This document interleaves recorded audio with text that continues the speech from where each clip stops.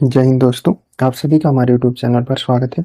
हम लोग जो यूपीएसआई का मूल विधि का प्रैक्टिस सेट सीरीज चालू किया तो उसका वीडियो नंबर 14 है। ठीक है, इससे पहले हम लोगों ने 1 से लेकर 13 तक प्रैक्टिस सेट कंप्लीट कर लिया है।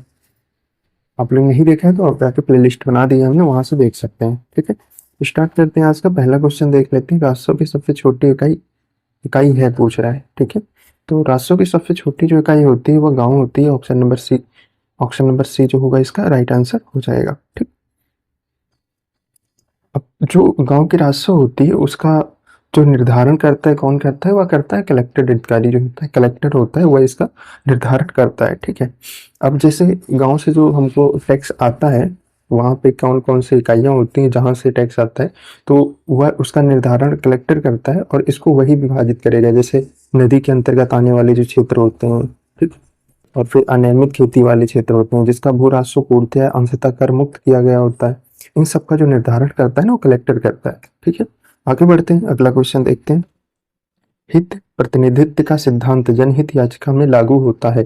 तो हित हित प्रतिनिधित्व का सिद्धांत जो है वह जनहित याचिका में लागू होता है कि नहीं लागू होता है पूछ रहा है। तो यह जो होता है यह लागू होता है, क्योंकि जनता के हित के लिए ही जनहित याचिका को दायर किया जाता है। ऑप्शन नंबर बी जो होगा इसका राइट आंसर हो जाएगा। ठीक है, चलिए आगे बढ़ते हैं, अगला क्वेश्चन देखते हैं। संविधान के अनुच्छेद डैश के तहत सर्वोच्च न्यायालय न्यायालय में और संविधान के अनुच्छेद अनुच्छेद डैश के तहत किसी राज्य के उच्च न्यायालय में जनहित याचिका दायर की जा सकती है।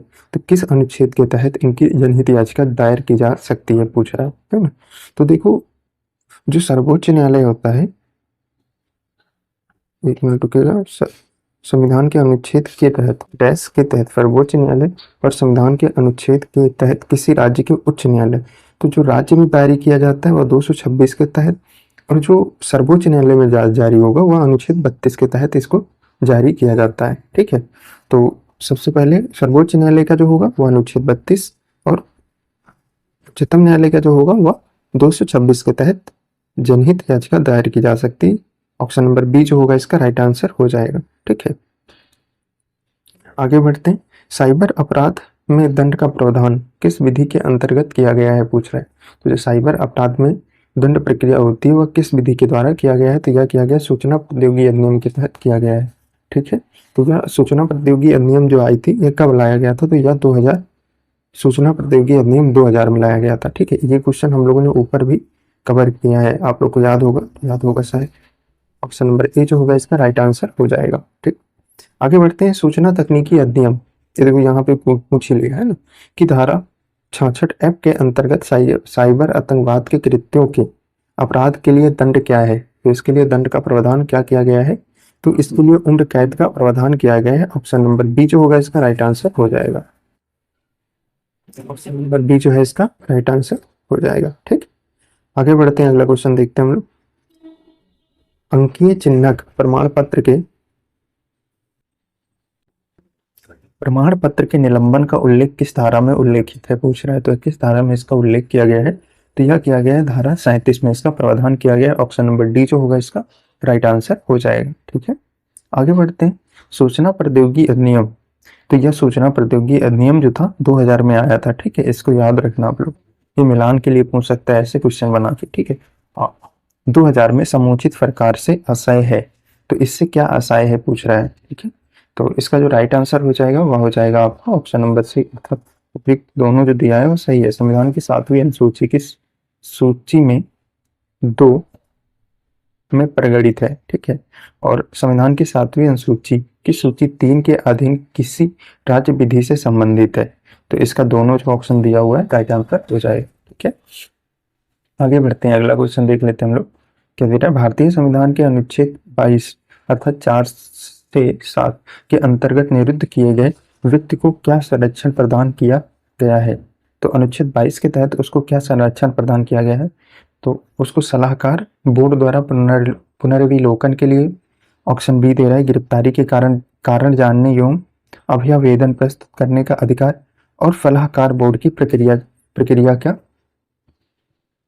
ये आपके तीनों जो हैं आपके संरक्षण इसको प्रदान किए गए हैं। ऑप्शन नंबर डी जो होगा इसका राइट आंसर हो जाएगा। ठीक है, चलिए आगे बढ़ते हैं, अगला क्वेश्चन देखते हैं। क्या कोई व्यक्ति जो आवश्यक सेवा की आपूर्ति में बाधा बन रहा है उसे राष्ट्रीय सुरक्षा कानून के अधीन गिरफ्तार किया जा सकता है, किया जा सकता है। तो मेरे हिसाब से इसका जो राइट आंसर हो जाएगा, ऑप्शन नंबर ए हो जाएगा, अर्थात हाँ किया जा सकता है। ठीक है, आगे बढ़ते हैं, अगला क्वेश्चन देख लेते हैं हम लोग क्या दे रहा है। विशेष न्यायाधीश के निर्णय के विरुद्ध अपील और पुनरीक्षण की शक्ति का प्रयोग निम्नलिखित में से कौन कर सकेगा, पूछ रहा है ना। तो इसमें से कौन कर सकेगा, तो वह कर सकेगा उच्च न्यायालय, अर्थात ऑप्शन नंबर बी जो होगा इसका राइट आंसर हो जाएगा। ठीक है, आगे बढ़ते हैं। विशेष न्यायाधीश की शक्तियां व प्रक्रिया का उपबंध किस धारा में किया गया है, पूछ रहा है।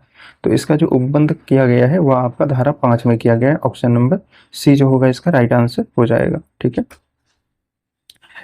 ऐसी इमारत जो 31 मार्च 1967 के बाद बनी हो तथा जिसका स्वामी एक भारतीय कंपनी हो, जो इस इमारत को होटल के रूप में प्रयोग कर रहा हो, जो केंद्रीय सरकार से इस उद्देश्य के लिए अनुमोदित हो, तो वास्तविक लागत का हाथ से स्वीकार किया जाता है। तो उसमें कितना लागत का हाथ से स्वीकार किया जाएगा, तो इसका जो राइट आंसर हो जाएगा 25%, ऑप्शन नंबर सी जो होगा इसका राइट आंसर हो जाएगा। ठीक है, आगे बढ़ते हैं, अगला क्वेश्चन देख लेते हैं।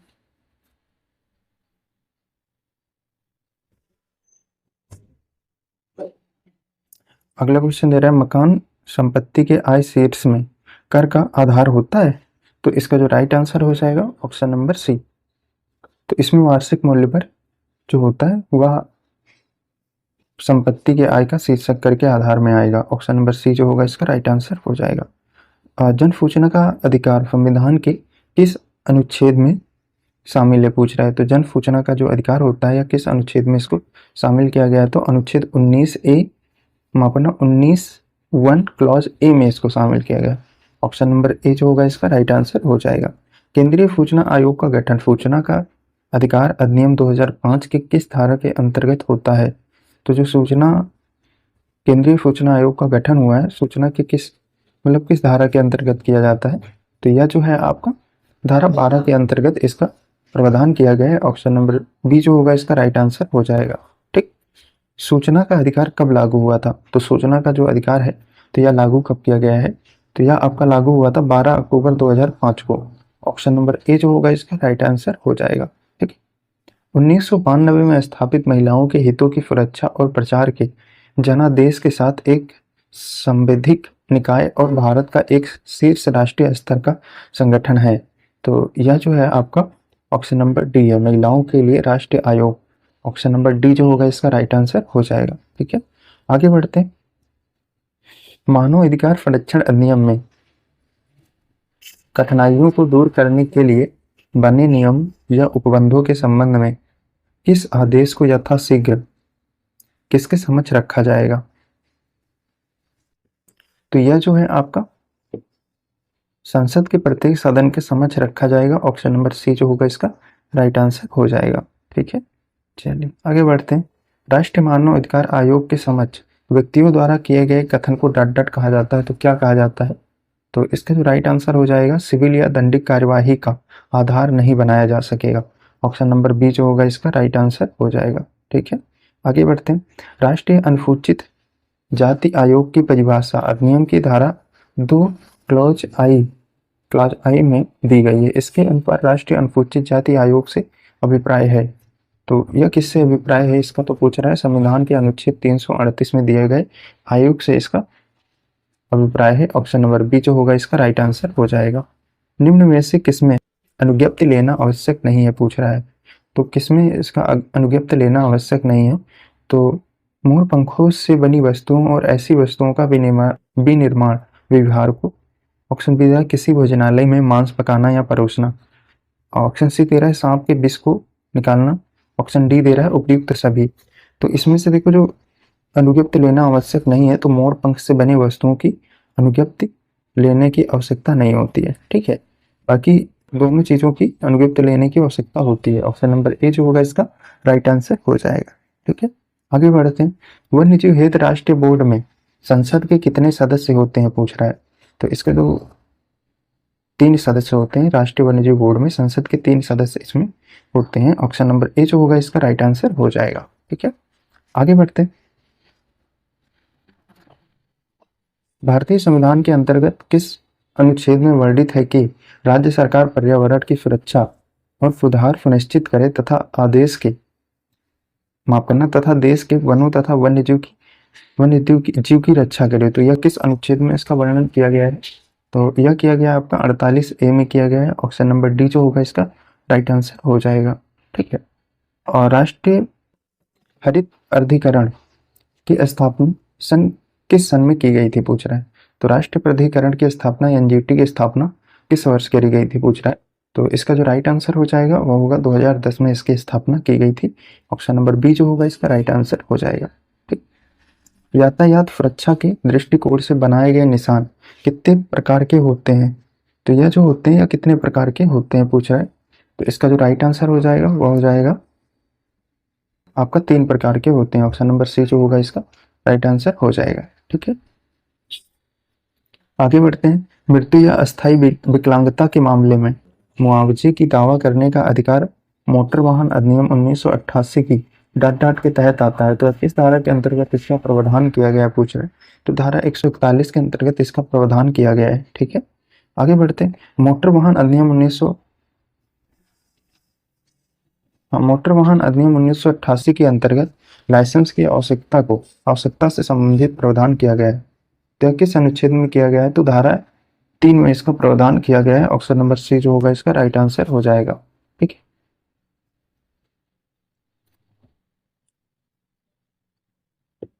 आगे बढ़ते हैं। अगला क्वेश्चन देखते हैं।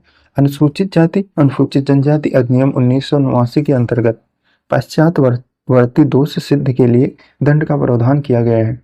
तो इसका दंड का प्रावधान किया गया है 1 वर्ष से कम नहीं हो सकता है। ठीक है। इसमें ऑप्शन नंबर सी जो होगा इसका राइट आंसर हो जाएगा। ठीक।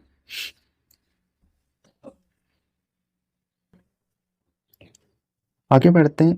किशोर न्याय अधिनियम 2015 की किस धारा में जघन्य अपराध परिभाषित है? तो किस धारा में इसको जघन्य अपराध परिभाषित किया गया है पूछ रहा है। तो इसका जो राइट आंसर हो जाएगा धारा 2 क्लॉज 33 में इसको परिभाषित किया गया है। ऑप्शन नंबर ए जो होगा इसका राइट आंसर हो जाएगा। घरेलू हिंसा से महिला संरक्षण अधिनियम 2005 के तहत आश्रय गृह प्रदान किए जाने का प्रावधान है। तो इसमें किसका आश्रय प्रदान? घरेलू हिंसा महिलाओं को संरक्षण अधिनियम 2005 के तहत आश्रय गृह प्रदान किए जाने का प्रावधान किया गया। तो किस धारा के अंतर्गत किया गया पूछ रहे हैं। तो यह किया गया धारा 6 के अंतर्गत। ऑप्शन नंबर ए जो होगा इसका राइट आंसर हो जाएगा। परंतु कि किसी स्त्री द्वारा जिसके विरुद्ध भारतीय दंड संहिता की धारा 376 के अधीन अपराध किए जाने की इत्तला दी जाती है तो ऐसी इत्तला किसी महिला पुलिस अधिकारी द्वारा अभिलिखित की जाएगी अथवा स्थापित किया जाएगा। तो इसका जो किस दंड प्रक्रिया संहिता के तहत किया जाएगा। तो इसका जो राइट आंसर हो जाएगा वह हो जाएगा आपका दंड प्रक्रिया संहिता अधिनियम 2013 के तहत इसका अभिलेख स्थापित किया जाएगा। ठीक है। अभिलिखित किया जाएगा। कोई पुलिस अधिकारी वारंट के बिना व्यक्ति को गिरफ्तार नहीं कर सकता। तो किस व्यक्ति को यह गिरफ्तार नहीं कर सकता पूछ रहा है। तो संज्ञेय अपराध से जो व्यक्ति होगा उसको बिना वारंट के पुलिस गिरफ्तार नहीं कर सकता। ऑप्शन नंबर डी जो होगा इसका राइट आंसर हो जाएगा। ठीक है। आईपीसी के अनुसार एक ठग को डाट का दंड दिया जाएगा। तो एक ठग को कितने टाइम तक के लिए दंड दिया जा सकता है? तो इसका जो सही आंसर हो जाए आजीवन कारावास और जुर्माना भी दिया जा सकता है ठग को। ऑप्शन नंबर सी जो होगा इसका राइट आंसर हो जाएगा। ठीक। पूरन सिंह बनाम राज्य का वाद किससे संबंधित है? तो पूरन सिंह वाद जो था यह किससे संबंधित है? तो यह है आपका आत्मरक्षा अधिकार से यह संबंधित था। ऑप्शन नंबर ए जो होगा इसका राइट आंसर हो जाएगा। अपराध दंड के सिद्धांत की व्याख्या कितनी है पूछ रहा है। तो इसकी 5 व्याख्या है। ऑप्शन नंबर ए जो होगा इसका राइट आंसर हो जाएगा। ठीक है। आगे बढ़ते हैं। अगला क्वेश्चन देखते हैं। अपराध सिद्धांत का हेतु क्या है पूछ रहा है। हेतु क्या है? तो इसका जो राइट आंसर हो जाएगा वह हो जाएगा आपका ऑप्शन नंबर समाज का हित, राज्य का हित या राष्ट्र का हित या अपराध का हित। तो इसका जो सही आंसर हो जाएगा वह हो जाएगा समाज का हित इसमें। ठीक है। ऑप्शन नंबर ए जो है इसका राइट आंसर हो जाएगा। भारतीय नागरिक सुरक्षा संहिता 2023 की किस धारा में गिरफ्तारी की प्रक्रिया का उल्लेख किया गया है? तो इसका किस धारा में इसका उल्लेख किया गया है? तो इसका जो राइट आंसर हो जाएगा ऑप्शन नंबर बी अर्थात धारा 36 में इसका उल्लेख किया गया है। इसका ऑप्शन बी राइट हो जाएगा। ठीक है। BNSS 2023 की धारा 11 संबंधित है तो यह किससे संबंधित है पूछ रहा है, तो विशेष न्यायिक मजिस्ट्रेट से संबंधित है। ऑप्शन नंबर सी जो होगा इसका राइट आंसर हो जाएगा। ठीक है, आगे बढ़ते हैं। भारतीय न्याय संहिता 2023 की धारा 61 संबंधित है, तो यह किससे संबंधित है पूछ रहा है, तो यह आपका आपराधिक षड्यंत्र से संबंधित है। ऑप्शन नंबर बी जो होगा इसका राइट आंसर हो जाएगा।